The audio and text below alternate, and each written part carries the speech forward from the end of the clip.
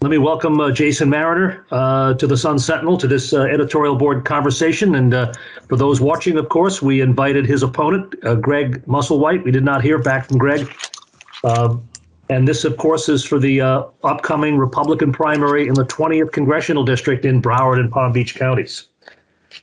As we usually do, Jason, we're going to do with you, with other candidates. We've got a whole bunch of questions to ask you, but we want to open the floor to you and give you a couple of minutes to give us, as you would at a candidates forum, give us an opening statement, who you are, why you're running, and why you're a good candidate for the seat. Sure. I entered this race as a regular average guy, so to speak. I saw some problems with the way and the direction in which this country has been going. I didn't like it, and I decided rather than sit around and complain about it, that I would do what I could to help the community. I've asked myself for many years in South Florida, I look around and I wonder why we choose the candidates that we choose to represent us in Congress. And it always boggles my mind why we wind up with what we have. The status quo needs to change, and this opportunity presented itself, and I saw it as an opportunity that needed to be taken. There's a lot of people that say it's very hard, don't try. That's not my mentality. If you know anything about me, I had a little bit of a rocky patch in my teens and 20s, and I turned my life around, and I look at a district like District 20, which quite frankly has been left behind, neglected, doesn't seem to have a voice in Congress.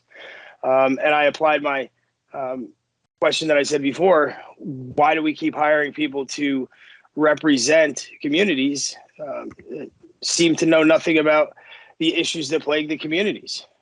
For example, crime and punishment, drug addiction. All of these things, are pretty relevant if you're a resident in South Florida. I've experienced them. I have corrected things with the help of others, with God. I heard a lot in my life, that I couldn't do certain things, and I figured out one day that, once I stopped listening to the "you can't" and decided to just do it and take that leap of faith, I started a business. The first one, I co-founded a drug and alcohol detox facility for very obvious reasons, to give back and help. I started an advertising business, became a productive member of society. And I tell people all the time that, you're only going to set your own limits.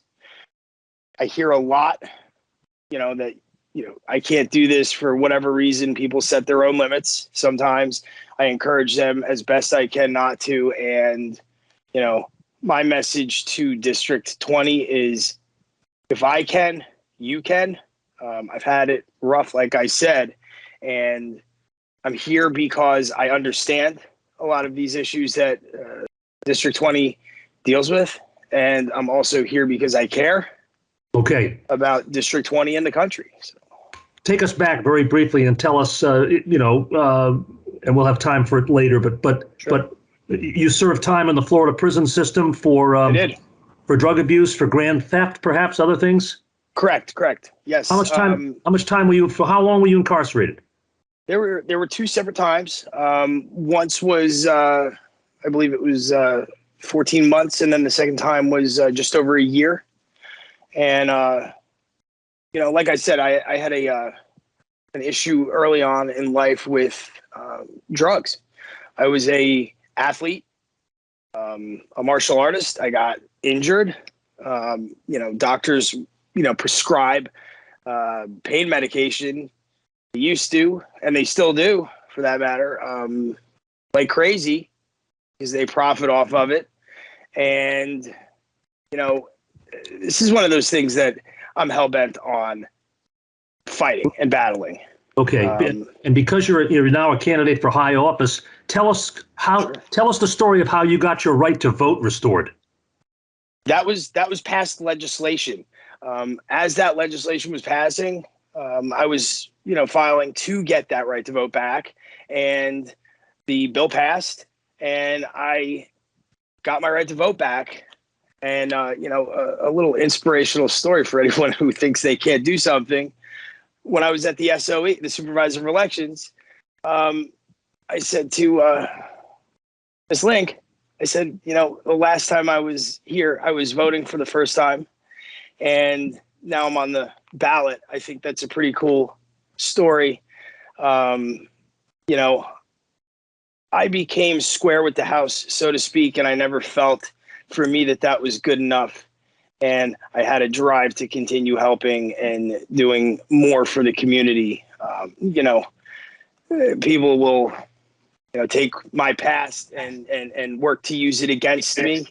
And I'll tell you right now that my past is one of my strongest assets. I wouldn't be where I am had it not been for that past. And, again, this is something that transcends every single divide you could possibly think of: political, financial, religious. It doesn't matter who you are, where you are, what you are. You're one injury away from potentially being addicted to drugs. And, with that, a symptom of it, they say, and I'm living proof of that, is you get into trouble. Okay. Martin, go ahead. I want to clarify. You said that the bill passed. Were you talking about Amendment 4? Yes. Okay. Yes. The restoration for us to vote, convicted felons, that is. Okay. Even though you couldn't vote at the time, Jason, were you a proponent of that idea? Were you a proponent of making it easier for convicted felons to get their rights back?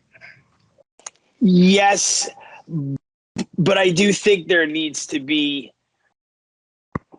some real, you got to do right for the community. All right. I fully believe in second chances. I am living proof that second chances are valid and worthwhile. So yes, I'm a supporter of the bill. So yeah, to answer your question, the answer is yes. I do support that bill in full. It got me the right to vote back, and who am I to say that someone else doesn't deserve a second chance? Okay. Well, I want to ask this question about the district, and we'll get into many other things, but this is just as plain as the nose on your face.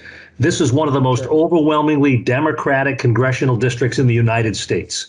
Sure. The Democrats outnumber Republicans by something like 3-1 in this district, and the lion's share of the district is in Broward County. So I want to ask you, what do you say to a Democratic voter who's watching this right now, who's thinking, I vote for the person, not the party. I'm open to voting for a Republican, but you've got to give a lot of Democratic voters a good reason to vote for you. And what are those reasons?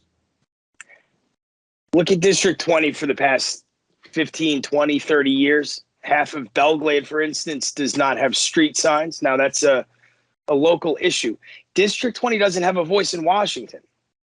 That's why District 20 is not well off. It's clear as day to me, and I understand a lot. Again, I can't overstate this. I understand a lot of the issues that our communities, District 20 and just about all of America is plagued with. And if you know something about drug addiction, and you can make a dent on that, in that, you start to reduce crime, poverty, homelessness, problems within the home. And to District 20, I understand that this is not an overnight fix. So it's got to be a multifaceted approach to correct some of these problems. If we want to talk about giving people second chances, one of the big issues in America right now is there's, in regard to crime and punishment and addiction, fathers not being in homes. Mentorship programs. With all the money that's trying to be spent with this new bill, it shouldn't be that hard to get mentorship programs started. You start attacking the problem at the root, and then you meet it where it's at. I'm a firm believer in being tough on crime. And I'm a huge supporter of law enforcement, which I know might sound a little odd. Half of my friends are now cops. But I learned something interesting when I got well. They stopped bothering me. It was just, I learned that the problem was not Jason. The problem was the sickness. And I was well aware of that fact. And again, when you can start offering common sense solutions to these things, this is destroying America. This opioid epidemic, these drugs that are pouring across this border are killing. Last year, 93,000 Americans died. With the state that the southern border is in right now, God forbid, but it's going to double next year, if not worse. It's pouring into this country unchecked, and it's got to be talked about. You talk about on your website that one of your goals is to fix a broken criminal justice system. Yes. Lots of people have lots of different ideas how to do that. Tell us one or two specific things that you think need to be done. So like I said, being tough on crime means, you do something wrong, you pay the price. Accountability is a lost art in this country. I'm a firm believer in that. Now, there was always this big joke that the CN Department of Corrections was non-existent. There was no real corrective activity that took place in there aside from you're sitting in a confined area. You're removed from your family. To do that is just the recidivism rate, last time I looked, is somewhere around 90%. I think it's 87% to be exact. That's a horrible number. Why do we keep sending people back to a cyclical system now? I'm not for that. And it's argued a lot that, that sounds like a Democratic talking point, right?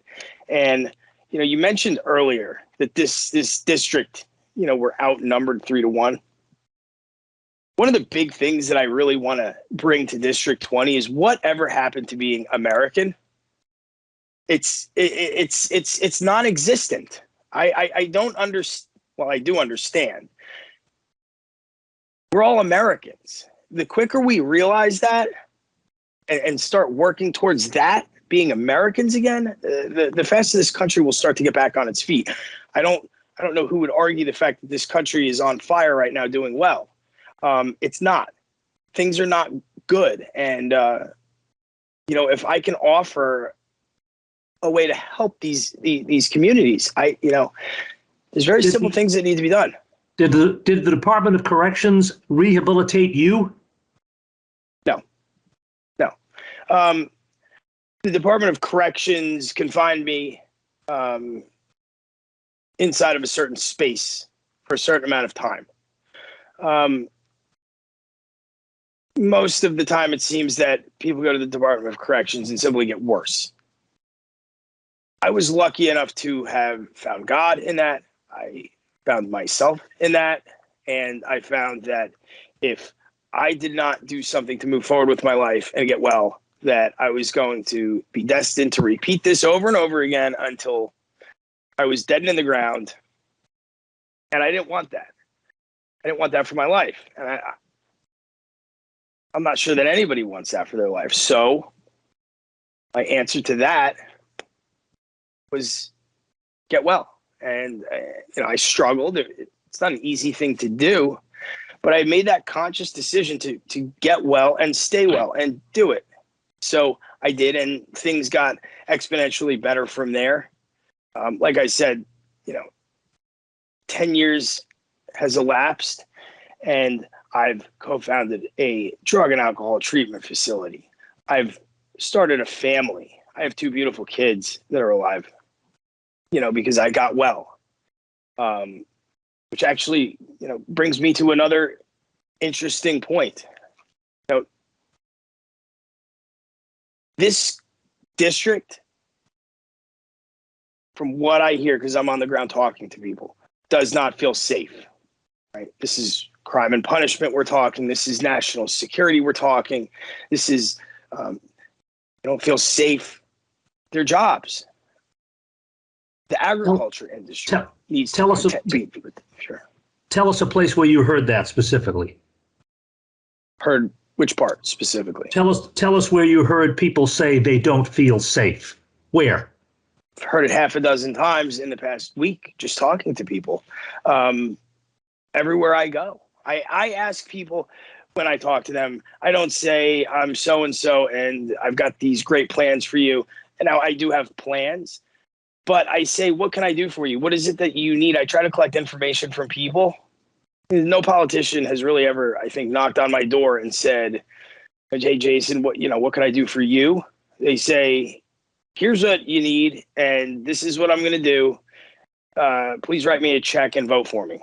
And I thought it might be an interesting thing to ask people what they actually want for their community and for their lives. And quite frankly, it's job security, safety, on a local level and on a national level. I want to feel safe. They want law enforcement. Right? Let me ask you a question about safety from a different perspective. Do you think the gun laws in the United States are they too lax? Are they too restrictive? Are they just right? Would you change anything about the gun laws? No, I would adhere to the Second Amendment as it was written by our founding fathers. The Constitution is what this country runs off of. It has done so for 245 years. There's no reason to change it. Do you agree, for example, with the law in Florida, which is you've got to be 21 years old to buy any types of firearms? Not 18, you got to be 21. No, I do not. Why? I do not. If you can go off to war and fight for this country, could you imagine going off and fighting for this country and then coming back being 19 years old and being told, no, you can't purchase a firearm because you want to go hunting or, you want to keep your family safe? Okay, go ahead, Martin.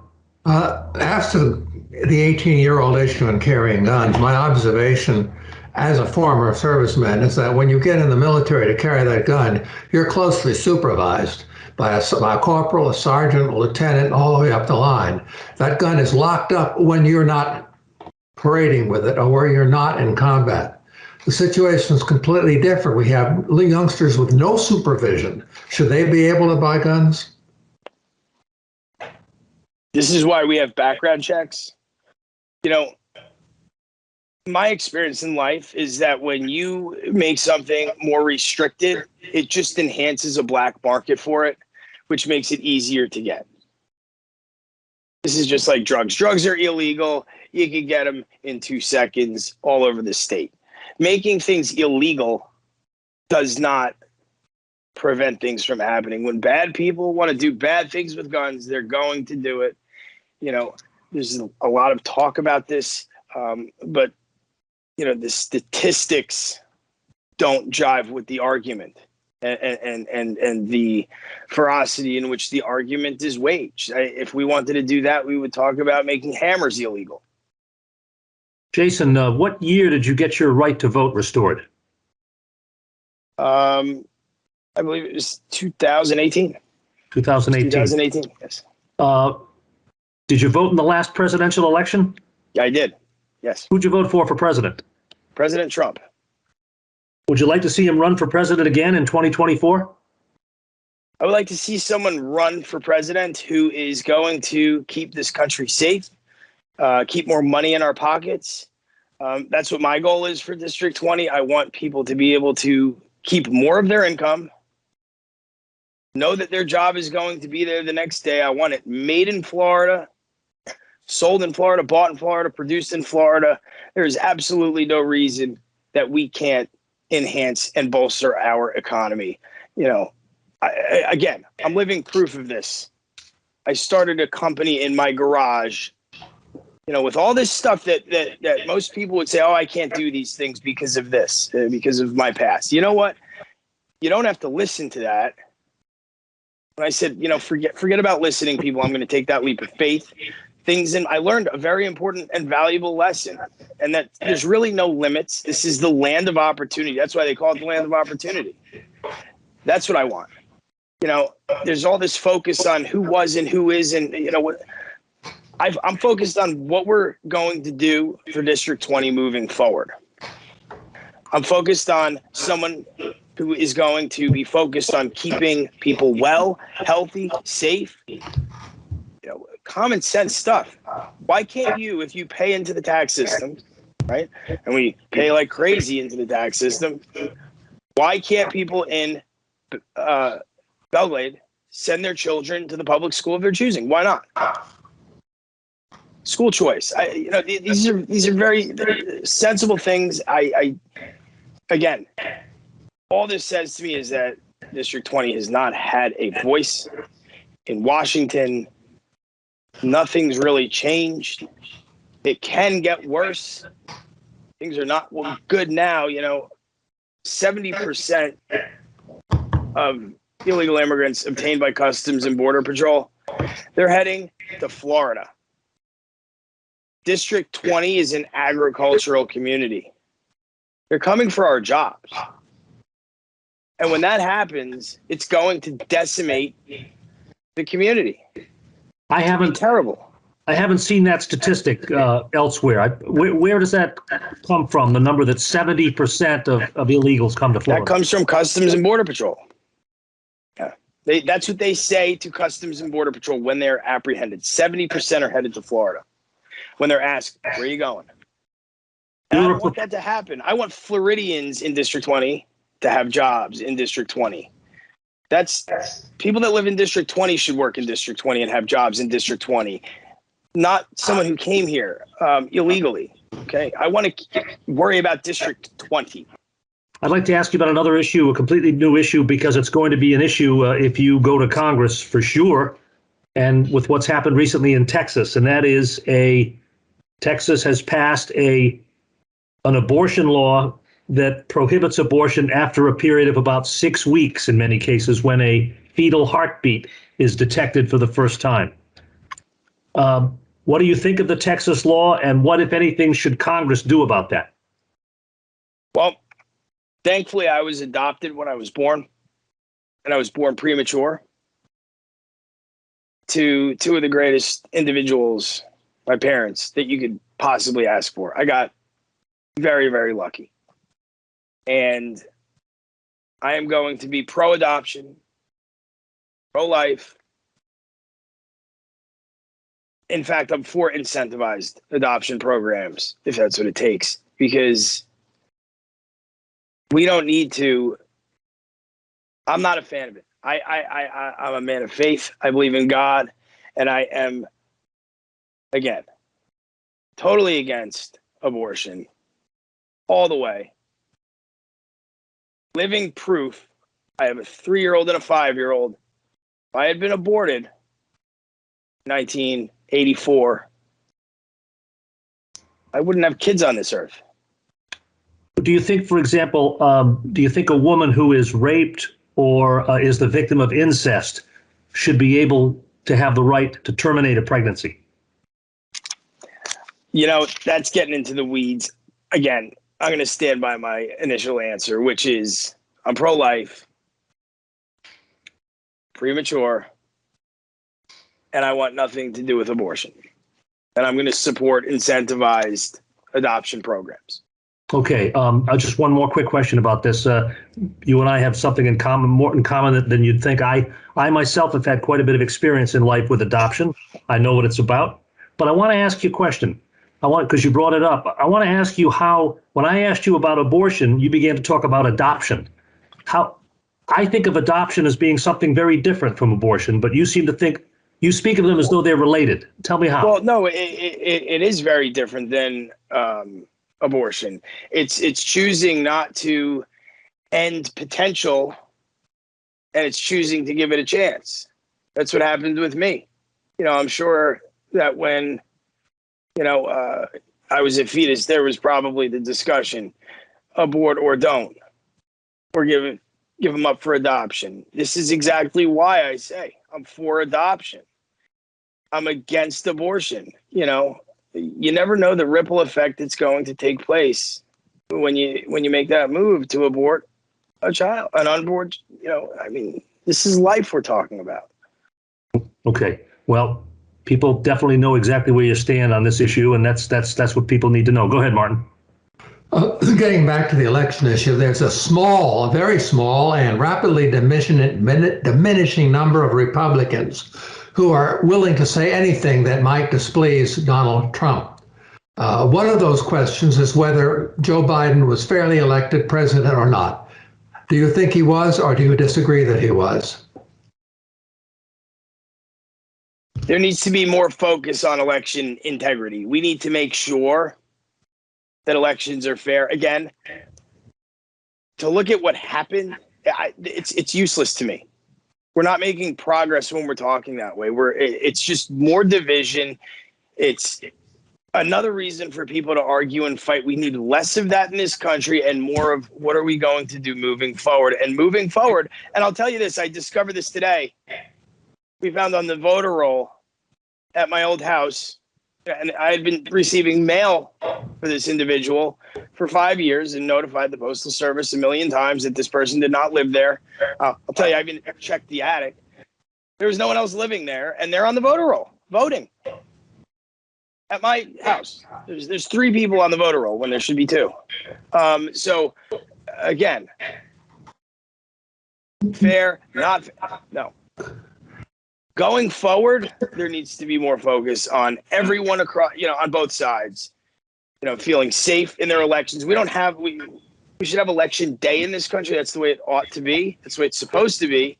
But instead, we've been having election quarter, and that's insane. So just to be clear, you're not for mail-in or early voting, that everyone should vote on election day? I didn't say that either. I said. But you said we have election day. Now we have election quarter. I mean, I get what you're saying, but Is that what you mean? Election day means we decide who we voted for when all the ballots are turned in and counted. That's election day. If I had it my way, yes, it would be 1 for 1. You walk in, you vote. It would really make things a lot easier, and there would be a lot less skepticism. You start adding machines, and the more you add to the system, the greater the odds are for failure. So again, yes, if I had it my way, we would have election day where you go, you vote, and that's it. It would make things a lot more clear cut. I don't see why we need to complicate matters. If I can follow up on what I said about it, the past election is not passed because Donald Trump and his supporters will not let it rest. He has persuaded a significant number of people in this country that the election was stolen from him and that elections cannot be trusted. I can't think of anything more likely to weaken American democracy than for people to believe that. That's why it's important to us to know from every candidate whether you acknowledge that Joe Biden was fairly elected and whether you have seen any evidence at all, any credible evidence that there was anything significantly wrong with the election. We know from Bob Woodward's book that there was a memo within the White House that told Mr. Trump's people that there was nothing known to them to upset the election, and yet he persists. So the question is, are you going to help Donald Trump undermine our democracy, or are you going to stand up to him? I don't think Donald Trump undermines our democracy at all. To follow up with your statement, it was more of a statement, I think, than a question. Again, I look to what are we going to do moving forward? I know this. When Donald Trump was in office, I felt safer in my home. I had more money in my pocket. Taxes were lower. I was able to start a business with ease out of my garage. Now, this country is falling apart. So, to keep on talking about it when you say you'd like to, end the division, and undermine, democracy in this country, I disagree with that line of thinking. I think that it needs to be, what are we doing moving forward? Forget about the past. All right. I'm a support. I liked President Trump, and I still do. All right. Who knows what's true or not? All right. The bottom line is, will we ever really know? I don't know. But I'm going to do what it takes on my end to make sure that there's less skepticism and we get to the bottom of why there's so much confusion in America, which is supposed to be the most powerful, efficient, smartest country on the face of the earth when it comes to elections. Election integrity needs to happen yesterday. So, again, I just found out today, like I said, someone else lives in my household that I've lived in for 5 years that's on the voter roll. That shouldn't be the case. You're on mute, sir. Hey, Sorry as long about as that. Steve's on mute, Sorry about that. Do you know for a fact that somebody else is voting at your address, or just that they're getting mail there? We're investigating it. Either way, there's somebody on the voter roll that lived at my former address. There's supposed to be three. There's supposed to be two people. There's three. Is this, by the way, Jason, I think this is something we may want to look into. Is this, I've seen in public records, for you, I've seen an address in Jupiter and an address. Yes, it's the Jupiter. It's the Jupiter address. I mean, you've got the ability, some would say the responsibility to notify either the supervisor of elections or the state attorney about this. Have you gone to any authorities with any? Well, like I said, when I say we found out about this today, I literally mean a couple hours ago. So yes, I'm as law and order as you can get. When I made that decision to turn my life around, I really did a 180 with it. I used to live on, one side of the extreme, and now I'm on the other. Is that mail you're describing coming from the supervisor of elections, or is it coming from, say, candidates who might be working off an old address book? In other words, if it is coming from the supervisor elections, then it would indicate that their records are quite out of date. So it's an important question, an important difference. And I don't believe I caught the beginning part. All right. Okay. You asked if it's coming from. The mail you're talking about that comes to people who do not live at your address, is that mail coming from an official government agency like the supervisor of elections, or is it coming from people who may be working off an old voter list? And the reason I ask is because after I moved to where I live, I was still getting mail from Florida, and every time I called the supervisor, they'd say, "We've taken your name off the rolls long ago," but the political parties had not done so. Sure. I think we're talking about two separate things here. The mail that had been coming to my house for this person for years and years, I would just look at and, tell the post office, this is not someone who lives here. What I found out today, when I looked at the voter rolls, is that there's another registered voter allegedly living under that roof, which is not the case. So I want to make clear that I'm not talking about there's a ballot coming in the mail for this person that I know of, although that might be possible. I don't know. I never really paid much attention to that mail except for made sure I give it back to the mailman.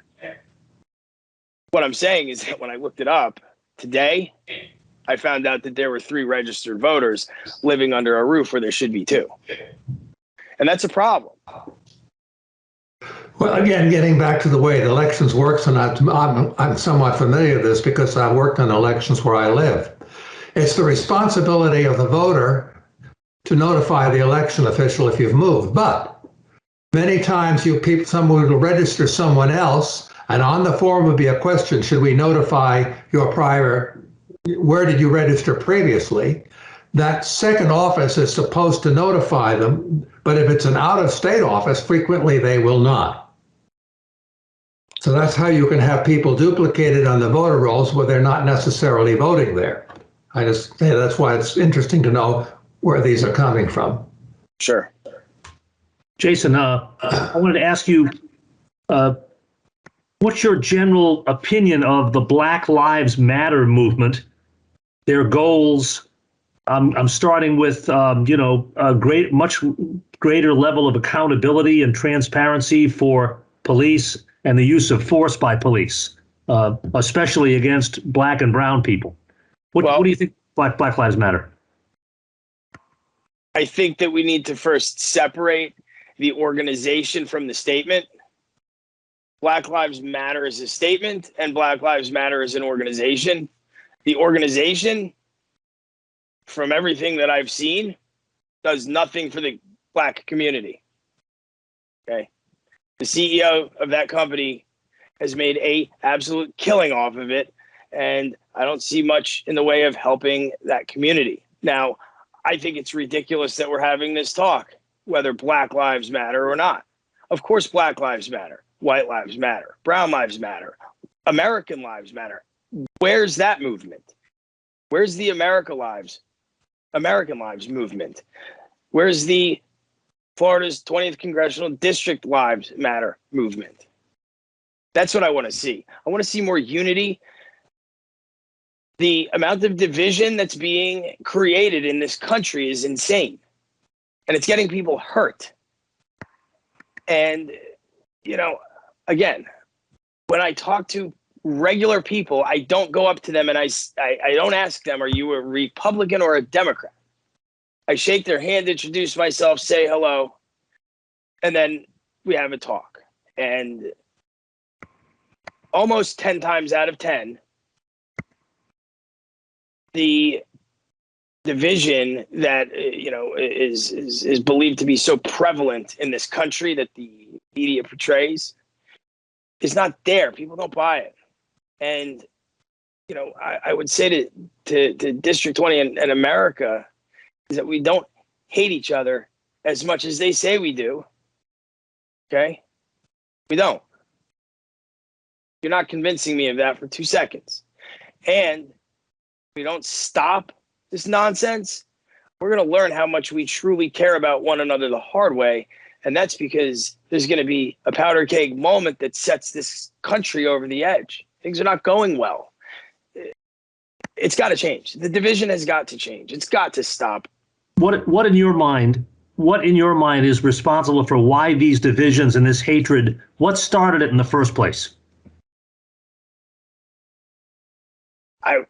Media. There's this perpetual narrative in the media to divide, and I don't like it. You know, it's now happening and it's taking root in our schools. You know, I don't want my kids growing up to be anything other than colorblind. I don't. Racism sucks, if you want to hear how a regular person would say, because I enter this race as a person who doesn't like the course this country's taking. I know a lot about American history, the Constitution, how this country was founded. And, you know, one of the reasons also that there's so much division is America just sucks at education. We need to get better at education. And you'll never budge me on that one either. That's why I say school choice. Send your kids to school where you want to. People need to learn. Kids need to learn. We need to protect our kids and protect their ability to learn. Not some made up version of history, but the actual version of history. Because when that happens, there was a guy named Abraham Lincoln who was able to reflect upon American history. And I think we all know what he did. And then things started to improve from there. So, you know, again, this whole movement to divide this country, Black Lives Matter is a perfect example of it. And I'm talking about the organization, to be clear, not the statement. All lives matter. But a lot of it's just, quite frankly, phony. Some of these, I'm not even going to mention the names, but the those that seek to divide, that are sponsored by companies that should be making their clothes maybe in District 20. Instead, they make them in China. China's got concentration camps right now, and we're buying from that. Why? Why are we talking about that? How about talk about that? They have concentration camps right now, today. It's unacceptable. This country needs to be strong again. District 20 needs to be strong again. We're not going to be strong if there's not something done about this crisis on our southern border, and this district is flooded with people that take our jobs. So I do want to briefly go back to a question about voting, just briefly, because what happened was when COVID took over, a decision was made to encourage people, as you know, everywhere in the state, to vote by mail. Yeah. That way, you're getting a ballot in the mailbox. You're not having human interaction with strangers, and you know the whole story. And so I guess I wanted to return to that just to ask you the question of we're still in a COVID situation here, obviously, to some degree, by all means. Do you think it's a good idea for government to be encouraging people to vote by mail? For the government? Yeah. Yes. No, I think that's. I'm talking about the supervisor of elections of Palm Beach County. I'm talking. Yes. Okay. Yeah. Okay. So you're talking about local government, because I was going to say this is a states' rights issue. Look, they're using touch screens to vote. To me, when I saw that makes absolutely no sense. But I mean, what about encouraging people to vote by mail? What about is that a good idea in your opinion? I would rather see, again, voting day. I would rather see voting in person. I would rather see it simplified, streamlined. We have the resources to do it. We have the manpower and woman power to do it. And it would really take a lot of the skepticism out of this. Do it the old way, simplify it. It's being overcomplicated. I'd like to shift gears again and ask you a question about another subject just to get to know you better. You said on your website, and you've said in this interview, that you were able to turn your life around with the help of God. My question is, in your opinion, should God and should religion play a bigger role in everyday life than it's playing, and how might you do that? Absolutely.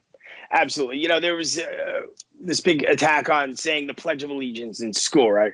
We all remember that because it had the word God in it. Maybe not everyone. What was portrayed was that it was to a specific God, but it was never labeled. The God was never labeled. It was just to God, right? People of faith are powerful. People of faith are strong. People of faith are better people. You have faith in your life, you're just better off. And I'm a huge advocate of bringing faith back into the community. This is one of those things that will strengthen America. It'll strengthen District 20. District 20, there's a lot of faith in District 20. A lot of faith. And, we all know the quote. Well, maybe we don't. But the Constitution works for a moral and godly people. The great experiment is over. It works. Okay? It does. America. That's what they called America. The great experiment. It works. Okay? There's no reason to change it. And to take faith away is horrific. We need more faith, more education, more mentorship programs, all of the above. I see no problem with that at all. If you're that against saying the word God, no one's going to shackle you to a chair and make you say it. All right, everybody has the right to not say it, but I absolutely am a huge proponent of more faith. Dan, you got a question? No, I'm good. The big concern I had, was I can't speak for the rest of the editorial board, but when deciding, who to recommend, obviously this is the Republican primary, so we're going to endorse a Republican because of that saying. But in the general election, one of the first questions I ask is who will best represent the people of this district. Steve mentioned earlier the partisan weight of the district. What do you say when you're meeting people in the district, when you're walking around the streets? What do you say to them as far as answering that question? Like, how will you best represent them as compared to these dozen different Democrats that are all running? Does skin color really matter? What are they really offering? What's really being offered on the other side? I don't see a whole lot in the way of what substantive offerings. I see, $1,000, you'll get $1,000. But where's that $1,000 going to come from? All right. What I'm going to do, I'm going to be a proponent of faith. I'm going to be a proponent of education, and that includes sending your children to school where you wish. going to be a proponent of safeguarding jobs and protecting jobs. I'm going to be a proponent of, for instance, body cameras for the sheriffs and the police, and for the protection of everyone else. Everyone does better. And I've spoken to law enforcement on this too. You know, the PBSO should not have to pay for body cams. With all the money that we're getting ready to throw out the window, this new spending bill that's going to essentially rob future generations. I don't know where that money's going to come from, but it's going to come from future generations. You can at least get police officers body cameras, and that's for everyone's safety. That's for theirs and ours, theirs and my constituents. You know, I want to do things that will actually have an impact in the community. Now, you know, again, God, family, country. We need to end this whole narrative that, you know, if you're a Republican, you're some sort of racist or homophobe. I got to tell you, I don't know where it's just an invented narrative, and I will fight like crazy against it.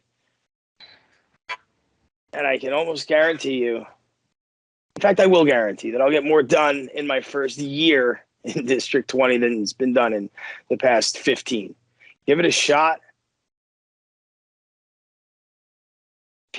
This country is ready for, you know, someone who's not a stuffed suit. Now, you know, I put on my suit today, but most of the time, you know, I walk around and you see all the tattoos, and, you know, I don't look like your traditional candidate. I never will be one.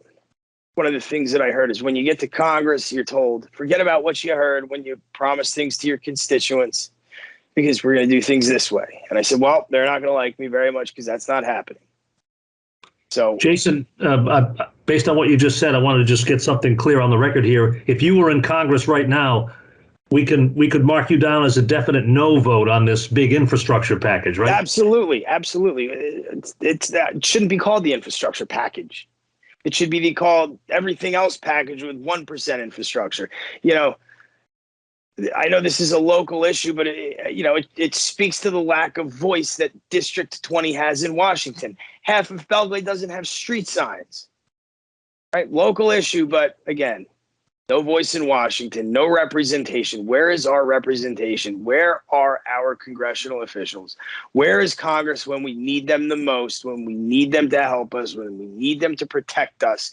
With all that's going on in this country, there needs to be a change. And the old guard, it's not working. The status quo, you know, it's just not working. So, you know, I'm here to break that mold. And, you know, again, I'll go to bat with anybody on this.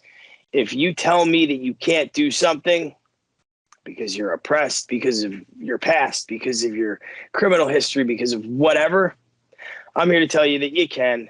It doesn't matter. People have told me all my life that you can't do it because you did this. You can't do it because you have tattoos on your hands. And I've started businesses. I've helped people.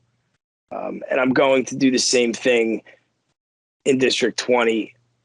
You can go from a prison cell to being a viable candidate for United States Congress. If that's not the American dream, I don't know what is. I don't know what is. And I'm here to deliver that message that you can, if I can. And if I can, we can. And that's the attitude we need to take to get this country back. Forget about 4 years ago. Forget about what happened. What are we going to do to move forward and make things better? That's what I'm here to bring to the table. Which it's a kind of an aside, but I'm asking for a reason. Which prisons specifically, which prisons did you spend most of your time in Florida? One was called Hardy Correctional Institution, and the other one was called the South Unit, which is it's like an auxiliary prison to South Florida Reception Center. Okay, very good. Speaking from the inside, and I know you weren't in prison that long, but you were in prison long enough. Yeah, long enough to know.